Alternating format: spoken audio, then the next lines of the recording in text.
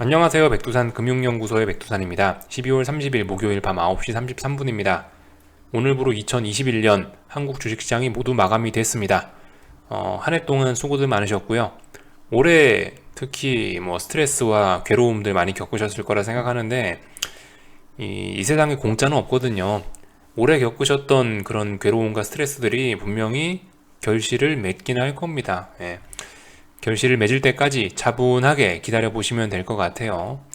언제나 차분함은 유지해야 되겠습니다. 시장이 워낙 변동성이 심하니까, 그죠? 거기에 그 장단에 춤추면은 사람 피곤해지니까 차분히 보자고요. 그래서 이 정도 이야기를 드렸고, 이 본 내용 들어가기 전에 연말이고 하니까 이런 이야기 좀 간단하게 해볼까 하는데, 제 아시는 분들 사례 두 가지만 한번 말씀을 드려볼게요. 이 OCI라는 종목이거든요. 뭐 하는 회사인지 대충들 아시죠? 모르셔도 상관없습니다. 하여튼 2011년에 회사 전망이 정말 좋고 핫할 때 들어가셨거든요. 아직까지 들고 계세요. 예. 상승은 길고 하락은 짧다 그러는데, 그죠? 하락도 더럽게 길어요. 하락도 더럽게 길 수도 있고, 또 그리고 이게 지금의 전망이 좋고 지금 회사가 어쩌고 저쩌고 그거는 하나도 중요하지 않습니다. 그죠? 어쨌든 앞으로 미래는 어떻게 될지 모르는 거니까 지금 정말 좋은 전망이 유망한 나라다, 전망이 유망한 회사다라고 해서 반드시 미래에 좋은 그런 우수한 성적을 보장해 주는 것은 아니다라는 거 생각을 해봐야 될 것 같아요. 그분이 주식 살 땐 이런 모습이었을 거 아니에요. 애널리스트 보고서도 장난 아니었을걸요. 이때 당시 100만 원 간다 이런 얘기 많이 나왔던 것 같거든요. 그랬는데 끝은 얼마를 갔냐? 하여튼 그렇네요. 그죠? 한 가지 사례 봤고요. 또 하나의 사례는 비슷합니다. STX 사례인데 이건 다른 분 이야기예요. STX 조선해양을 사실 들고 계셨는데 조선해양은 이제 상폐가 됐으니까 못 보여드리고 비슷한 종목이 STX죠. 지주 회사였던 STX인데 그분은 2008년 금융위기 직전에 STX 사셨어요. 그래서 어떻게 됐냐? 어떻게 됐겠습니까? 이렇게 됐죠. 이렇게 됐어요. 상승도 길지만 하락도 더럽게 길 수 있다는 거. 그분도 전망이 굉장히 좋고 애널리스트들이 야 더 간다 더 간다 시장에서 더 간다 더 간다 개인들이 좋다 좋다 할 때 따라서 믿고 사셨던 그런 분이겠죠. 선의의 마음으로 샀는데 결과가 아무튼 안 좋죠. 그죠?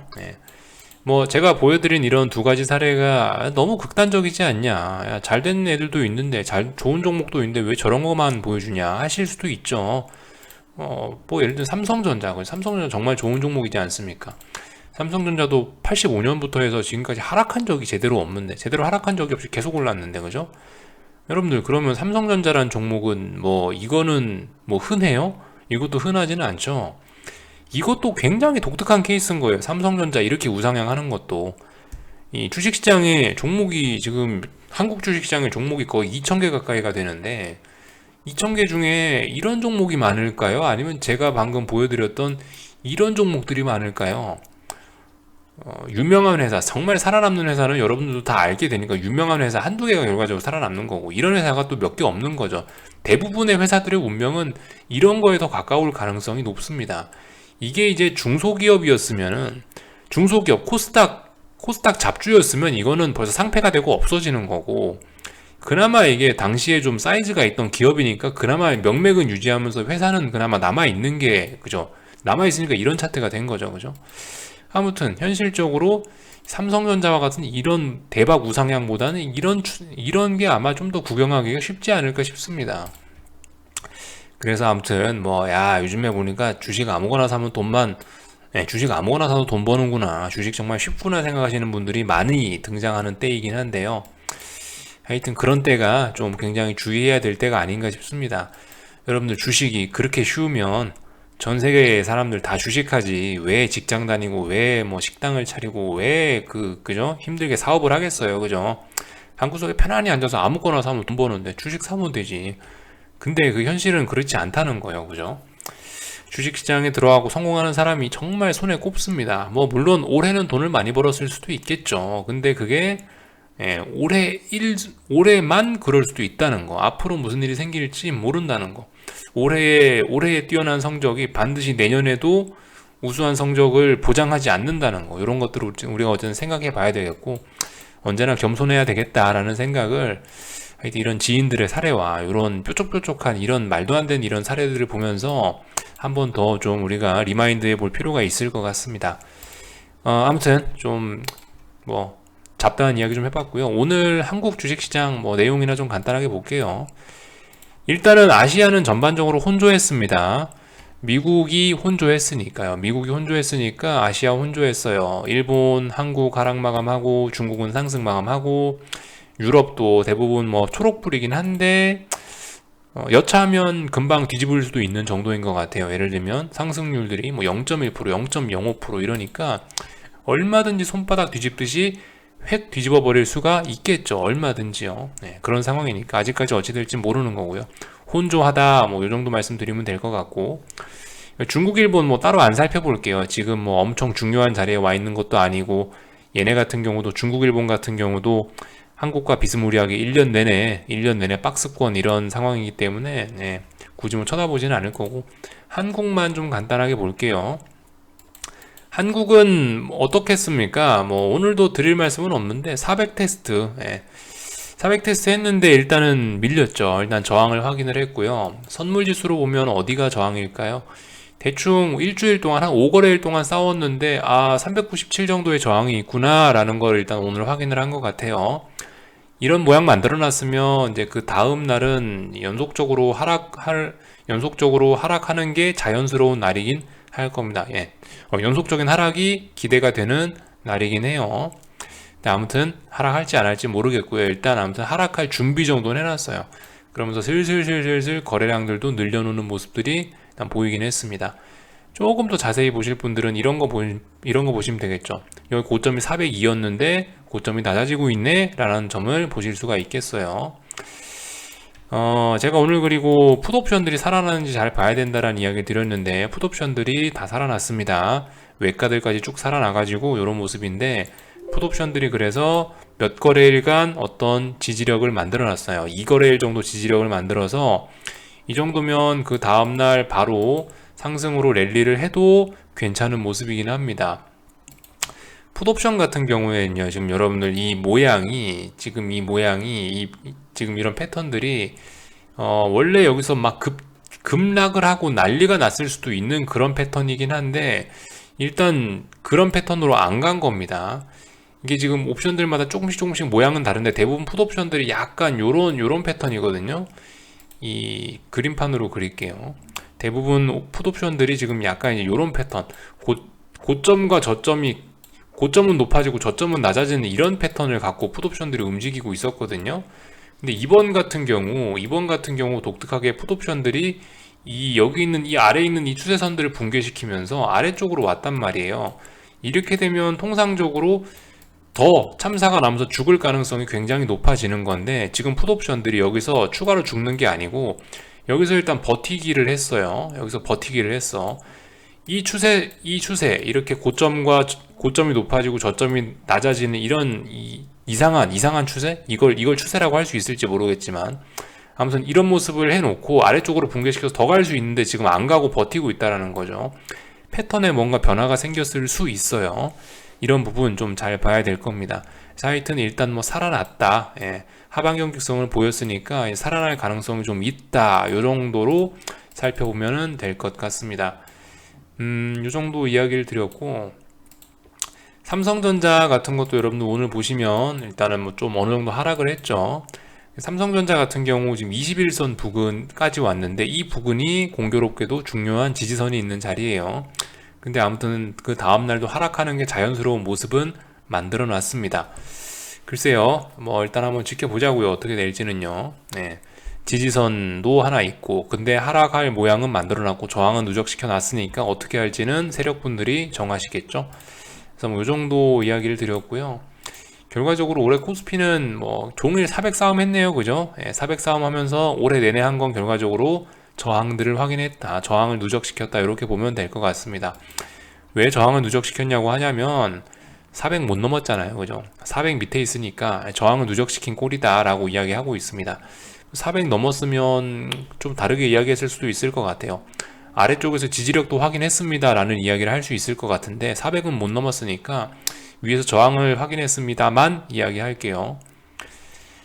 아무튼 뭐 이런 모습들이 나왔네요. 그래서 결과적으로 12월 한 달은 상승 마감으로 끝이 났습니다. 이 정도를 봤고요. 코스닥 시장은 뭐 딱히 할 말이 없습니다. 얘도 박스권 안에 와 있는 상황이라서 뭐 오늘 상승하긴 했는데 여러분들 제가 뭐 무슨 이야기를 드릴 수 있겠어요. 맨날 하던 이야기만 할 뿐이죠. 이 자리가 어떤 중요한 1년간의 박스권 상단 자리고 결과적으로 여기를 넘어야지 이렇게 강하게 넘어가야 뭐 새로운 시대가 열리는 건데 아직까지는 그죠? 아직까지는 뭐 넘어간 거 아니니까 위에서 숏 잘 잡으신 분들은 가만히 계시거나 아니면 아직 못 잡으신 분들은 뭐 신규로 뭔가 숏을 더 추가로 들이대 볼 수 있는 그 정도 가격대에는 있는 것 같아요. 근데 아무튼 코스닥 같은 경우 결과적으로 얘도 1년 내내 보면은 아무튼 이 박스권 내에서 얘는 뭐 저항을 누적시켰다 아직 뭐 이런 이야기는 안 할게요. 얘는 박스권이니까 위로도 아래로도 갈 수 있다라고 일단 뭐 쿨하게 가능성은 다 열어놓을게요. 위아래로요. 하여튼 근데 이 코스닥 같은 경우는 지금 제일 이제 중요한 게 여기 직전 정고점을 못 넘었다. 이게 가장 사실 골 때리는 부분입니다. 만약에 여기서 이제 박스권 1년을 지냈는데 여기서 이제 위로 올라간다라고 해도 여기에요, 여기. 여기 굉장히 무거운 저항이에요. 진짜 무거운 저항이에요, 이 자리는. 그렇기 때문에 코스닥의 미래는 어쨌든 이런 점들 때문에 좀 점수가 굉장히 낮습니다. 차라리 코스피는 나요. 코스피는 신고가를 한번 썼었기 때문에 그래도 지금 400 밑에 있지만 코스닥보다는 좋은 점수를 줄 수 있을 거라고요. 왜냐하면 신고가 영역이기 때문에. 이런 고점을 물론 지금 이제 코스피도 좀 많이 빠져갖고 이런 모습이긴 한데 그래도 코스닥보다는 이게 좀 나아 보인다고요. 제가 봤을 때는요. 중요한 여기 있는 밑에 있는 이런 자리들을 다 일단 돌파한 착 해놓은 상태이기 때문에 그나마 코스피가 더 건강해 보인다고요. 근데 아무튼 코스닥 시장이 단기적으로 좀 강해서 좀 골 때리긴 하는데 중장기적으로 보면 더욱더 깝깝하긴 합니다. 그래서 아무튼 뭐 딱히 뭐 드릴 이야기는 없네요. 이 정도 점검만 하고 넘어갈게요. 원달러 환율은 1190원으로 올라왔네요. 이래서 오늘 아래 꼬리를 달고 올라왔는데 결과적으로 하방 경직성을 더욱더 강화한 꼴이 된 것 같습니다. 이쯤 되면 이제 다음 날이면 상승하는 게 추가적으로 위로 더 올라가는 게 자연스러울 것 같아요. 자, 아무튼 원달러 환율도 1년 정도의 흐름을 대충 보면은 결과적으로 여기 내내 박스권이었거든요. 대충 이 정도? 박스권이에요. 여기서 힘을 모았어요. 1200원이 박스권 상단이거든요. 이 자리를 넘어가게 되면 근데 위에는 저항이 많이 없다는 거 생각을 해보셔야 되겠습니다. 저항이 없어요. 위에 저항들이 몇 개 없어가지고 1200원 넘어가면 이제 한국은 좀 흔들흔들 할 수 있다라는 거를 머릿속에 좀 넣어 놓으셔야 될 것 같아요. 이런 그림은요. 그래서 뭐 이 정도를 살펴봤고요. 아무튼 오늘 한국 시장은 마감됐지만은 한국 시장 이야기는 이 정도만 할게요. 아무튼 오늘 한국은 마감이 됐는데 달력 잠깐 보겠습니다. 한국은 마감이 됐는데 오늘 미국 주식시장은 계속 하거든요. 오늘 밤도 하고 내일도 합니다. 아무튼 영상 일정과 관련된 건데 오늘 미국 시장 하니까 내일 아침 영상은 올려야 되겠죠. 내일 아침에 오늘 미국 주식시장이 어떻게 마감된 날을 간단하게 살펴는 볼게요. 그렇지만 31일 날 내일 같은 경우는 한국 주식시장은 휴장이니까 저녁 영상은 올리지 않을게요. 그래도 미국 주식시장이 하니까 미국이 중요한 움직임을 보이면 커뮤니티에 글 정도 쓰거나 아니면 진짜 무슨 일이 생기면 그래도 영상 녹화 한 편 할지도 모르겠습니다. 미국 주식시장 이야기 관련해서요. 그래서 아무튼 내일 아침 영상 올라간다는 점 말씀드리고요. 내일은 저녁 영상이 없을 것 같아요. 그죠? 그래서 일단 이 정도 이야기를 드려봤습니다.